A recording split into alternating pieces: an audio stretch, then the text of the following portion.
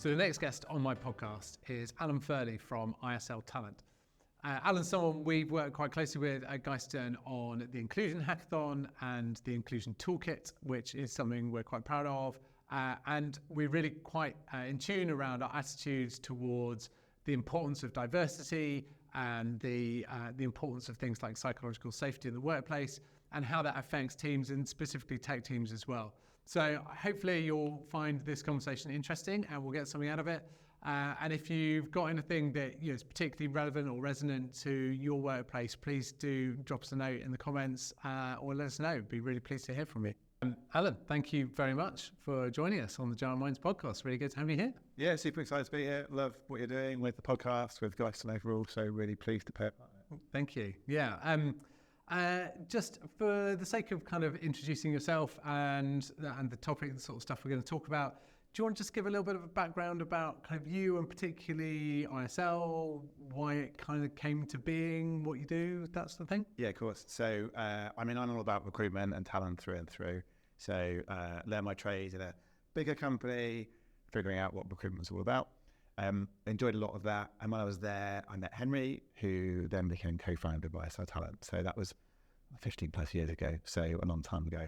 And I think when we started out, it was partly we wanted to be in an environment where we weren't micromanaged and we wanted to build a business that was successful and a great place to work. And we believed that we could do that. Obviously, we made loads of mistakes along the way. And I think to begin with, we were largely 2 or 3 recruiters in a room, nothing to do with each other. One recruiting for the NHS, one with big companies, small companies, etc. Over the years, we've become much more of a company. We have alignment there, and that focus very much now is on high-growth startups. So often venture-backed startups that are maybe got past some of that chaotic initial stage and are going to be scaling and growing their team. And we've recognised for a couple of reasons that's a really exciting area to play in. So like from a selfish point of view, I really like chatting to founders, people that are building businesses, even if it's outside of my sector, or particularly because it is, I suppose, and I learn stuff about it. And also realising that when you're going from founding to scaling, there's some things you want to keep hold of, but some things need to change. If you've initially hired the equivalent of friends, families and fools, and then you need to start hiring randoms, then you need to do that differently in terms of how you present yourself. And so there's an opportunity there. And I think particularly where a lot of recruitment, there's some really good recruitment companies out there, but a lot of it is built on a really transactional model where it's dumping CVs against the job spec. And I don't think that works at any stage, but particularly in that early stage where if you get a hire wrong, it makes like a massive impact and can set you back loads. And in a more positive way, if you can get alignment on the culture and the values, if you can work with a trusted partner who can help you build your team, then, we've seen both from our work, but also elsewhere, how much impact that can make. So it's always nice to be able to see the fruits of your labours, of course, and we get to see that through the teams that we're building for the founders we partner with. Yeah, I guess at that stage in a company's growth, founders might not have made big hires before, quite likely won't have made big hires before. So both their sort of ability to make the right decision is hindered because lack of experience, and they kind of need a steady hand to guide them. Yeah. And the cost of getting it wrong's really high if they're like those sort of foundation members of staff that are coming in a lot of the time. Yeah, definitely. And I think often they'll hear voices from elsewhere or look at their peers. Right now I need to hire a chief revenue officer or a chief technology officer, or I need to hire 3 people in this team. And maybe that's the route they do need to go down. But a lot of the time when we first had that conversation, taking it back to, well, what are you looking to achieve? What resources do you have? And what options have you considered? It unlocks different avenues for them that they might not have explored previously, rather than jumping too quickly into the default. Right, I need to hire marketing. I've got 50,000, so I'm going to invest it all in this person, this role. And I've Googled a job spec and it says I need these 10 attributes. I need someone who's worked for 5 years at Google because they're a really cool company, and make all these assumptions around what works generically rather than either yourself or with someone like ISL Talent. Work through what it is you're looking to achieve, what is actually the job to be done. If you're walking around the block in 18 months' time, having made the best hire ever, then what are you saying to them about the impact they've made? And if you use that to drive a lot of the skills and the requirement, I think you end up with partly a much wider talent pool that you're looking at, but also a much more meaningful hire that's going to make the impact you're looking for. rather than a hire that could be really costly and just doesn't move the needle in a way that it needs to. And like you said, any bad hire makes an impact, but in an early stage business, it might be 5, 10, 20% of your workforce, similar amount of your salary budget going on that. So get it wrong financially, emotionally, from a time perspective, there's a lot of impact, both good and bad, that can be had. Yeah, and I guess there's two ways to get it wrong as well. We use, as a lot of people know, we use entrepreneurial operating system within our business. Yeah. And one of the things they talk about is right person and right seat. And those are the two different ways you could get it wrong. You could hire someone who's really good for the business, but you actually don't really need that role. Yeah. Or you could have the right role that you really need, but get the wrong person in it. Yeah. And I think it makes me think that we've worked with hundreds of companies, so we've got the benefit of having seen how different companies approach it and learn from providing services. I think a lot of the time when we're working with businesses, I found that it's having, run a business myself and, perhaps ironically working in recruitment, made loads of mistakes on hiring myself, that I can bring those lessons into it. I remember reading Traction, the book behind EOS, on holiday, and getting to the, right person, wrong seat, and realizing I had exactly that in my business. Yeah. And so having gone through that journey myself and still going through it and, not being perfect at it, then I find that's very useful to be able to, align a bit with some of the founders we're working with. Ultimately, I think whether you're building a technology business or a recruitment business, whether you're running a retail business, there's some very similar challenges and people are often at the heart of what can go good and bad in the business. Yeah, absolutely. There's something about builders and their own houses somewhere in there, isn't there? I think there's also something about how we should be pushing the boundaries of what we do on ourselves as well, and making some of those mistakes internally so that we don't make them with our clients. We can help other people with them. Yeah, I agree. Yeah. So one of the things that Geiston and ISL have been working very closely with together is the Inclusion Toolkit, and we did Inclusion Hackathon and that sort of thing. Now, I'm going to sort of put a slight caveat in here, which is that I wasn't actually that heavily involved. It's more Emily's sort of bag from the Geiston side, but I know she and you have been working very closely on this and building up. Do you want to just explain a little bit about that and why and what it is? Yeah, of course. So, I was really pleased. Emily and Gemma got in contact with me a few months before International Women's Day this year and said, we've done some brilliant events, and I'd seen those from afar around International Women's Day, but we recognised that maybe it was designed for females rather than an inclusive event, and also it was a great event on that day in March, but wasn't something that had as much legacy as we wanted. So we got a couple of calls, then quite quickly locked onto this idea of a hackathon. I'd done something similar with the Tech Talent Charter before, and I think it's not finished now, but where it's got to is that we did a really super cool event, got a really broad group together and kicked off the Inclusion Hackathon, which over the following few weeks, we had something like 40 volunteers, so far surpassed their expectations. I think the initial goal was maybe if it was us and 15 or so more people. But 40 volunteers from a wide spectrum of businesses and backgrounds from across the Bristol ecosystem. And they put loads of effort in, gave up their time really generously, and created a toolkit. So, people talk about building inclusive organizations, and I'm guilty of talking about it, but perhaps not knowing practically what those steps would be. And that was the point of the Inclusion Hackathon, was get some great minds together from all walks of life and get them to produce something that's really practical for anybody running or involved in a business in Bristol, no matter whether it's a technology startup, a bigger business, professional services, that will give them pointers around some key areas so they can build an inclusive workforce. So that might be things like communication, hiring, leadership, some specific areas like women's health, for example, and have something that whether someone was at the International Women's Day event, part of one of the team, or just stumbles across it because it's now hosted by Geiston and is able to access that and get something really practical, some resources that give them some kind of framework or some sort of model to improve an area of their workforce and how they're interacting, whether it's as a leader, as an employee, or just simply someone that cares about building more inclusive workforces. So I think we've all been delighted, Geiston, ISL, everybody that's been involved with how it is. I don't want to signal too strongly, but I think there's more to come because the people that got involved were really excited and enthused about carrying on with it in some way.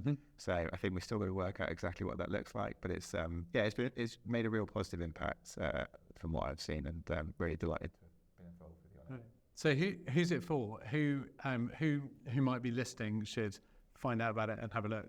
Yeah, I mean, I guess it can be for anybody. I think, thinking about my world in particular, then we work with some brilliant founders, but often founding teams can be quite homogenous because you're relying on people that you went to university with before, or that works in the same firm, or perhaps live on your street.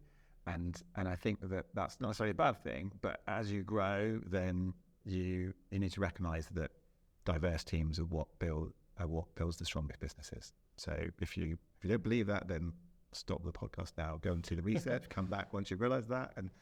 And assuming you believe that, I think the other piece of the puzzle is that there's no point hiring diversely, bringing people in, unless you've got an inclusive environment. And so I think it's a really important toolkit to be able to not just think about who you bring into your business, but how you work within the business and make sure that's inclusive. And I remember when I first came into the workforce, it was really seen as you turn up at 9 o'clock, you do your job, by 5 o'clock you leave and you go home. And you almost had a persona in work and perhaps a different one outside of work. And for a variety of reasons, whether it's, the fact that we've spent a few years seeing into each other's bedrooms and, and those boundaries are blurred a lot. People aren't necessarily working 9 to 5, Monday to Friday anymore.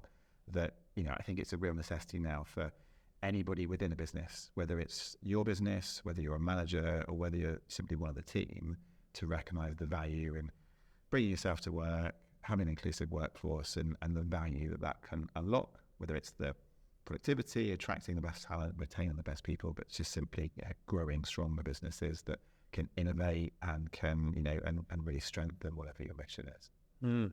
Yeah, I think the seeing into each other's bedrooms is a really interesting thing to bring up.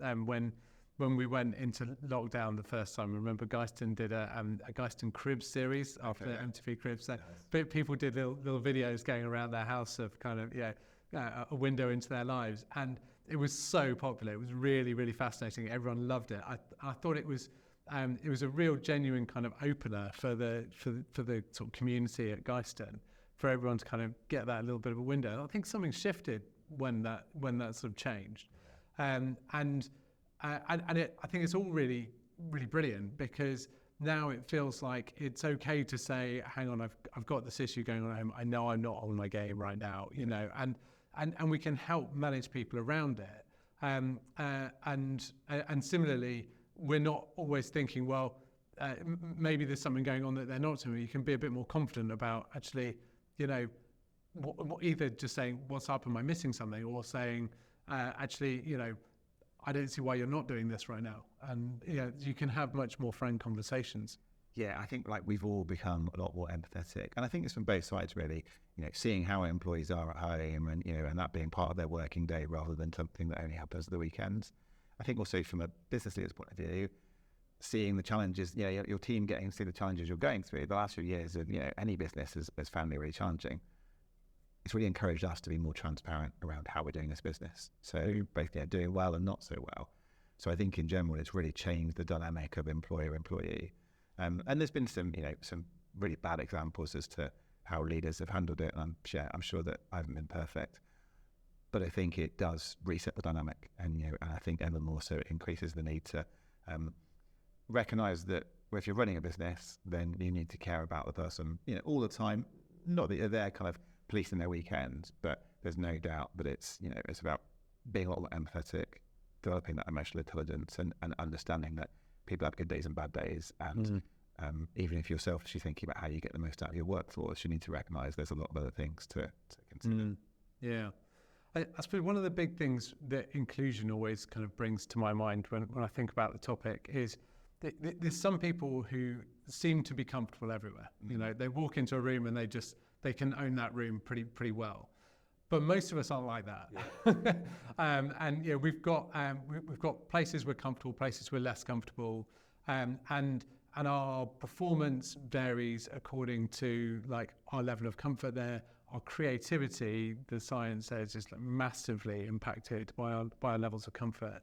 And so I always think of inclusion as kind of making people feel welcome and comfortable. no matter where they're coming from.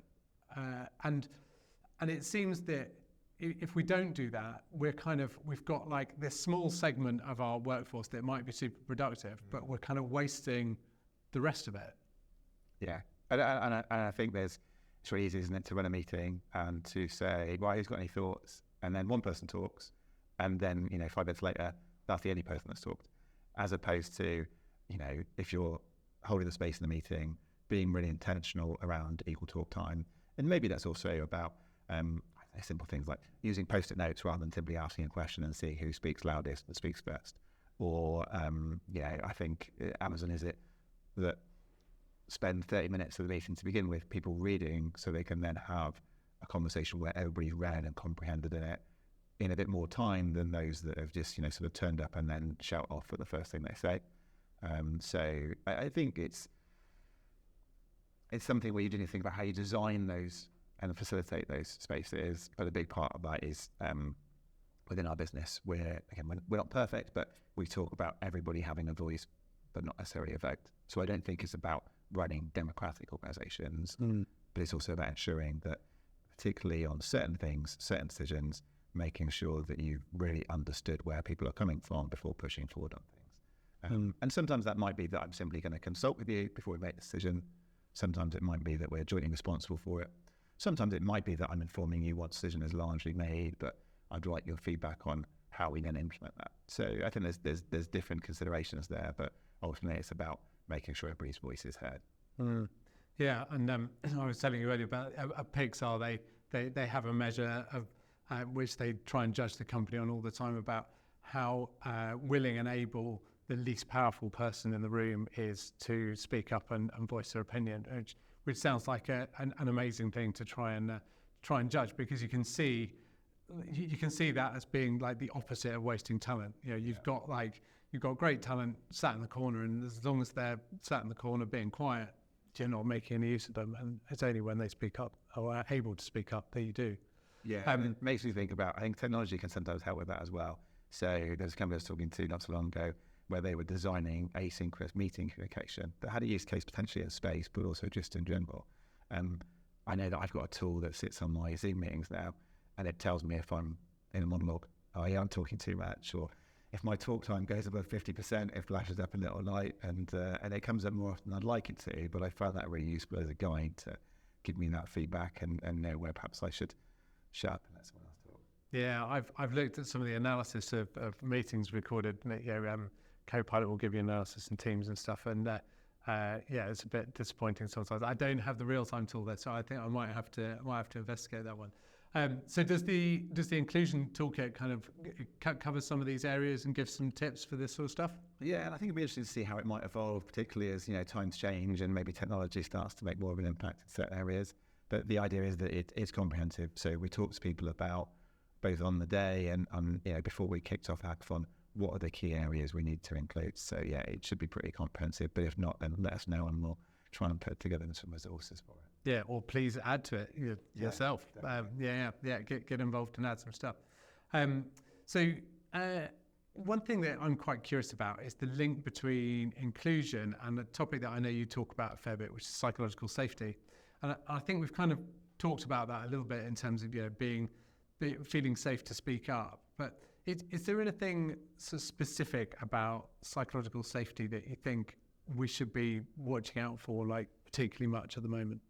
I think if someone talked to me before about psychological safety, so which just a bit of history, I suppose. Google did some research into across thousands of employees within their business, what made the high-performing teams. And it wasn't the amount of experience they had or where they'd worked previously or their education. Consistently, the biggest indicator of high-performing teams was psychological safety, the ability to speak up freely and without risk of retribution and penalty. And I think it's really easy to envisage a scenario where you've got a founder or a leader in a room and they're overpowering, they're a bit of a jerk, and clearly that's not a psychologically safe environment.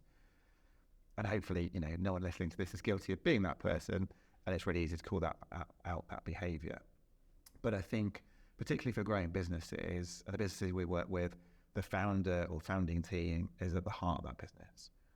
they won't hopefully be jerks, but when they bring people in, if you have a founding team and you're bringing your first true employee in, or bringing your first senior person to join a couple of co-founders, I think it's really easy to overlook the importance of letting them bring that value to the business rather than controlling too much, which definitely some of the founders we work with might be guilty of, but also just not giving them the information so they have the full context, giving them the time and space to be able to voice their opinion so that you have the environment where, you know, you can get the most of their experience. We've definitely seen examples where really good candidates have joined really good businesses and bounced out far too quickly because they didn't feel their voice was being heard. Good person in a good role, I say a bad culture, but where they hadn't thought enough about psychological safety to allow that person's, you know, potential to be maximised. Yeah, and I think so, a place where I think I've personally fallen down in the past is kind of on the other side. If you give people the autonomy but not the clear direction, then you kind of you can end up with them not meeting your expectations because you haven't told them what they are, and then you kind of feel down on them, and then they're feeling like they're being judged for something that they didn't even know about, and then safety can obviously go down quite quickly as a result. Yeah, and I was running a workshop for some founders earlier this week on hiring, and we were talking about underperformance, and there's a phrase around hiring slow and firing fast. And I was saying, when it comes to firing, I think you can be really guilty sometimes of thinking that underperformance is underperformance, whereas in reality it's a lack of expectations. So it's that when you're making that, you know, sometimes if you've got it wrong, you need to hold your hands up and exit that person and do it in a humane way where, you know, hopefully it's not too hurtful for them. But 9 times out of 10, it's probably they just didn't understand what good looked like. So the more you could do that on day 1, on day 100, but probably also in that interview process, and say to them, in the first 3 months, my expectation is you'll be at this level, or you'll understand this, or you'll be able to do this as a task, then partly they're not committing something they're not comfortable with. But once they're in the role, if there is an issue where things aren't quite happening as you hoped for, then you can reference back to those conversations and say, listen, when we first started, we said hopefully after 1 month you'd be at this point.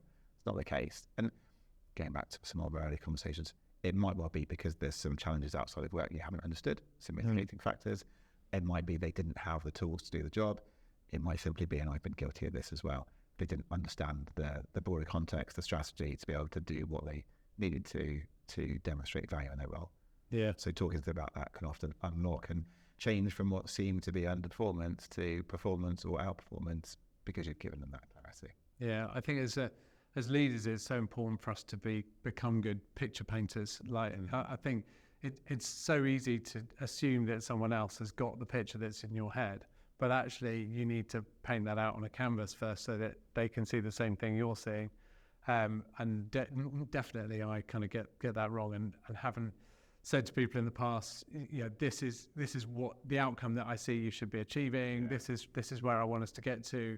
I might have hinted at it or, you know, said some stuff about it, but I haven't coloured it in and made it really vivid and clear. And then, yeah, that does kind of lead to problems further down the line if you don't get it right. Yeah, and you were talking earlier about one of your leadership offsites this week, and I know I've sat in those before and said, we've talked about this loads. Why is it that, you know, someone doesn't understand? Like, well, actually, we probably talked about it once 3 months ago, and maybe internally we've talked about it a couple of times since. But have we actually communicated to the team in a number of different ways, number of different perspectives? Have we said it once and assumed that in 3 months' time we'd land at that destination?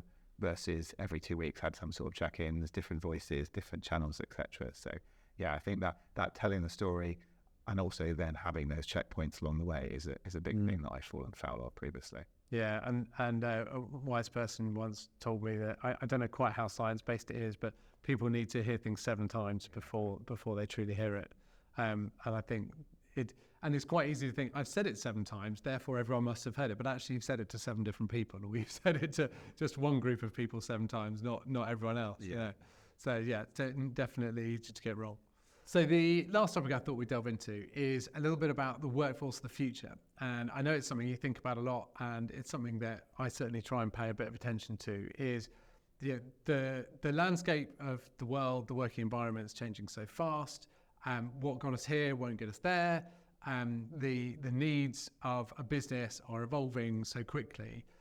how do we make sure that we're bringing the right people into the business, not just for what we need today, but for what we need 2, 3, 5 years down the road? Yeah, it's definitely, excuse me, it is a topic that I think a fair bit about, both from a personal point of view, my workforce. Clearly, I want our clients to be able to lean on me and ISL Talent, and maybe with a longer term horizon. Got a couple of young kids, and who knows what jobs they'll end up doing in the future. And there's a couple of different angles for it. One is we're away from that default of I need a resource and it has to be a permanent employee 365 days a year that's fully invested. I think partly working flexibly and remotely aren't the same thing, but pandemic has changed the way we're working and in a positive way in many cases. And we see a lot more appetite with our clients for part-time workers, interims, fractional workers. Partly maybe they're thinking where they're spending their money, so they're a bit more cost conscious, a bit more prudent. Also, they might have an existing team that has performed really well. As they go through that next stage of growth, maybe go from seed to Series A if they're on a funding journey, are those people going to be right for them? Hopefully. But sometimes it feels a bit risky to either fully invest in them or to bring in a really senior person. So something like fractional can be a really good example of how you can de-risk that. We hired a fractional engineering leader for a company in Bristol robotics business, and that allowed them to unblock some product issues, develop some of the existing team, but also recognize that they did need that permanent leader. And 6 months down the line, we hired that head of technology for them in a much better way than just jumping to it. We also see a lot of candidates now that are looking to work for a number of different employers, are looking for the variety that can often come from portfolio, employer working. So I think from both sides, we'll see more of that in the future. And as someone who has been a fractional CTO, I can definitely vouch for it.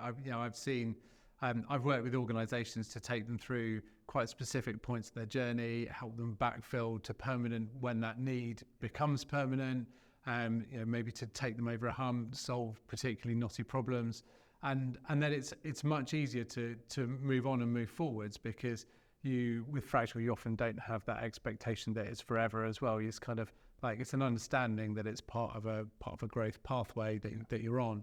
And we have a fractional CFO here at Geiston as well, who's amazing, and means that we get the benefit of someone with lots of experience and knowledge when we don't actually have a need for them full time, but we get to have all that expertise for essentially a fraction of the cost that we would if we hired them full time, just because we only thought in whole heads. Yeah, and some founders come to me saying, Alan, I need a fractional CRO or tech leader. Others say, this is what we need, and I can have a conversation with them, understand the resources they've got, what they're looking to achieve, and talk to them about other options, whether that's fractional or an intern or whatever it may be, and help them understand there's different routes to get to the goal they want to. So I think the fractional or flexible side of things is pretty well baked, and I think relatively clear cut that's going to be a growing area. I guess the other thing I think about is, as with anybody at the moment, is AI and the impact on business and then the workforce. I've worked in recruitment, technology-driven recruitment for 20 years, and consistently something comes along, big data, cloud computing, smartphones, blockchain, and people say this is going to change everything. And I sit here 20 years on, and I'm like, not really much has changed. We're all hiring the same types of roles, the same skills. I think AI is going to be different, and I think that will be a step change, maybe more akin to the agricultural revolution, the industrial revolution, the first advent of computers, and that I think it will remove some jobs, it will augment some jobs, and really change the nature of roles that might have the same title but under the skin be very different. And I think it will create new jobs. So I think anybody that's running a business, big or small, or somewhere in between, has got to be thinking about how they develop an AI-ready workforce. And I think that's partly around the skills you've got within your team. It's thinking about the different natures of the roles you might hire. It's also thinking about AI, an AI-ready workforce being your competitive advantage. Because if you don't move forward with that, then strategically you'll be behind the competition, and you'll find you're not having that innovation that no doubt AI is going to be at the heart of. So I think it's an imperative. And one of the challenges I find in my business is doesn't feel there's a playbook there you can just take and bring in. So I think it's really important to talks to people around you, whether that's, a recruiter who can give you an understanding of the market for talent, advisors, peers. I think we're kind of all figuring out as we go.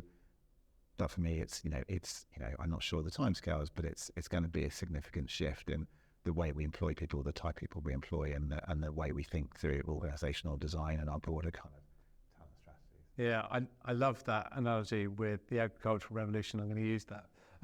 Steal that one, because it does feel like pre-agricultural revolution you needed a lot of people with brawn to look after a relatively small area of land and farm that, bring in the tractors and all the mechanics around it, and suddenly you can have the same group of people farming a hugely bigger area of land, and you can but they need to be reskilled, and they need to be able to do different things, and they need to think in slightly different ways. And if you get that right, then you'll take over and do amazingly. And if you don't adapt and keep with it, then you're just not going to keep up. You're not going to be competitive. Yeah, agreed. And also I think that I don't doubt education will change, but I think the way it's set up at the moment, you can't guarantee that you can look to education to give you that AI-ready workforce. So I think you've got to take the lead as a business leader or as a founder to put your own resources into it to move forward. Yeah, and so we at Geiston hire on aptitude a lot rather than experience or particularly proven skill sets, and I think it's certainly causing us to look slightly differently at the aptitudes that we value the highest.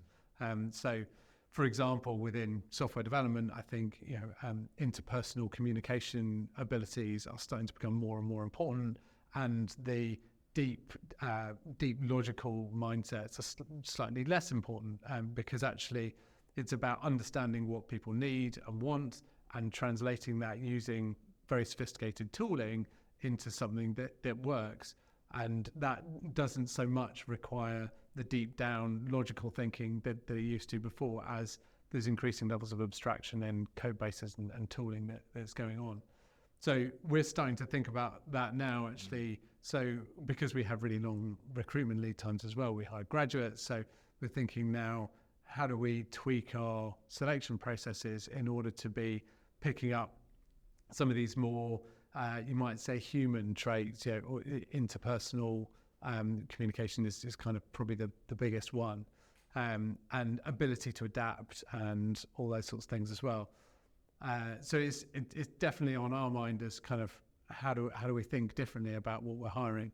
Yeah, and I think going back to the world we play in, it's a big part of what's relevant, putting aside AI, for any founder who is at the startup stage and looking to scale. They don't really know what the business is going to look like in 2 years' time. So if you are relying too much on those hard or those technical skills and hiring simply on those, chances are in 12 or 18 months' time, the job to be done is different, and the people that you've hired, great people, but not going to be able to adapt with you. Whereas talk to the clients where they've made the best hires, and they'll talk about their aptitude, they'll talk about their commercial acumen, their curiosity, their problem-solving skills as something that has consistently given them the workforce that can adapt and evolve with them, rather than a static one that's right for a really short period of time and then needs to go through a whole evolution to bring in new people. Ultimately, like you win the game of recruitment by retaining your best people, but also by recruiting people that give you the adaptable workforce you need for the future.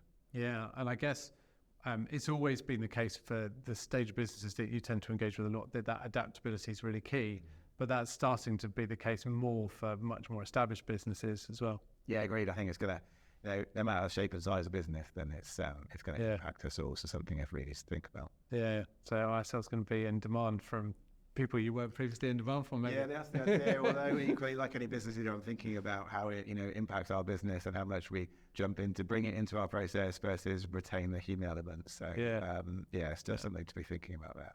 Yeah, great. It's been a fascinating conversation. Thanks very much for joining me, Alan. It's been great, and I hope everyone at home's got as much from it as I have.